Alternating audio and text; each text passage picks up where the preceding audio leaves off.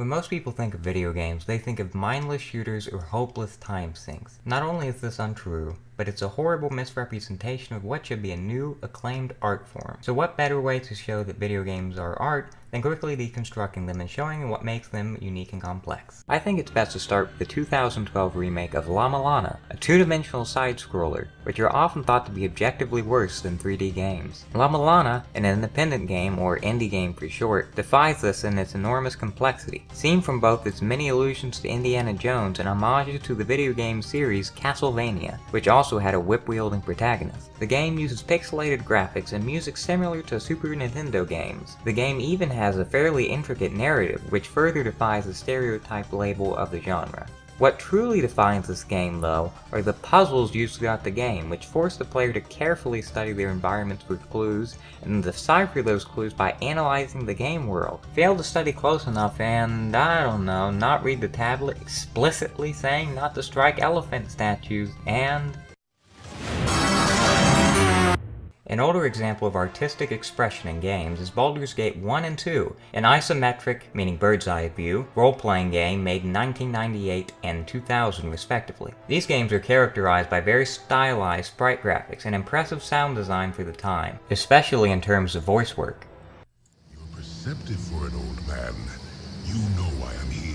Being a role-playing game, the focus is on immersion, and this game achieves this by allowing the player to choose from a list of conversational quips in order to shape their created character's personal story, which, while the overarching story will always be the same, the player still has a unique experience due to their interactions, much like multiple interpretations of the same book. Character creation really emphasizes this point, going as far as allowing the player to choose a name that in-game characters refer to them as. And, hey, wait a minute, that's me! That's me, I'm Greg! That's my name!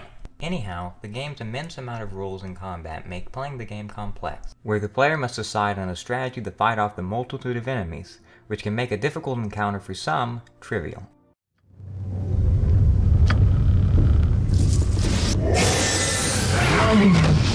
Another mainstream example from the early 2000s, Resident Evil Remake, shows an interesting take on horror that is drastically different from films. For one, Resident Evil Remake purposefully limits the player's perspective by using fixed camera angles. In other words, the player has no control of the camera, rather it moves as you move between zones. This creates a tension that leaves the player to wonder what is shambling behind each corner, often with the only hints being sound. While the game functions nothing like a film, the fixed angles are evocative of camera angles that a film would use, especially because of the ultra-realistic art style, although in Resident Evil's case, the camera highlights player interaction rather than attempting to liken itself to a film.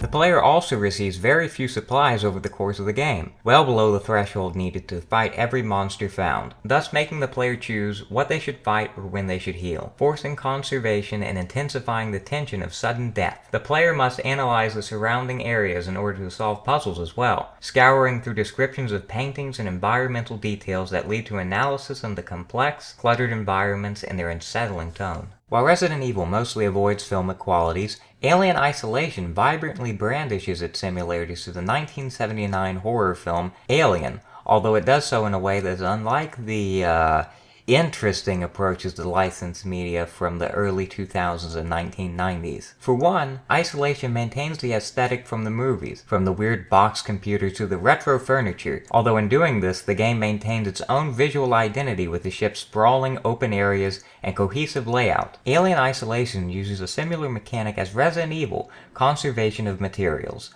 Although this game hinges itself less to that aspect, many of the helpful tools that stave off danger, according to each player's ingenuity and creativity of course, require materials found by thoroughly exploring each environment, once again asking the player to pay close attention to the carefully crafted world and take in the setting. This connects with the horror genre as well, since the player must also pay attention to the world for potential hazards, since as a theme for video games, carelessness is often punished.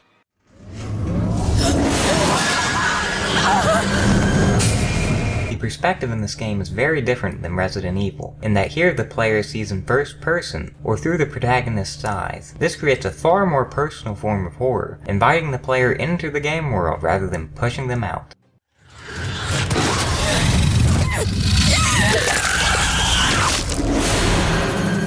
short conclusion, Gone Home is an indie game that would be easily taught in the classroom. It focuses on narrative and asks players to critically search a house to figure out its complex story. The game is very easy to find, it's cheap, and it's ridiculously accessible since you only walk around, read, and study objects. There's no reason not to play it. Really, no excuse as to why someone shouldn't play this easily accessible game. Anyhow, I hope you enjoyed this presentation. There are links in the description that show you where to buy the games I've mentioned. So yeah, thanks.